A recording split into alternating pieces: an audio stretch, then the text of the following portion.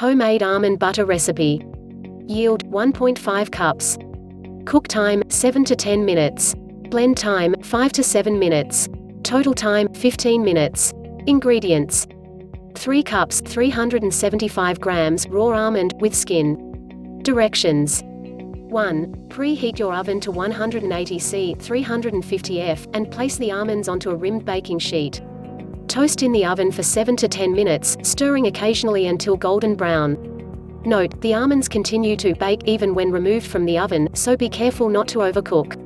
2. Add the toasted almonds to a high-powered food processor * blend on medium-high for 5 to 7 minutes, scraping down as needed, until the almonds are a smooth and runny nut butter. Enjoy! Notes: 1. Storage: store in an airtight jar in the fridge for up to 1 month. 2. Variations: try with a mixture of different nuts, or add a spoon of cocoa powder or coconut flakes. 3. A blender will not work for this, because there is not enough liquid. Did you try this recipe? Let me know how it went. Comment below and share a video your friends. For most informative videos, please subscribe and like our channel.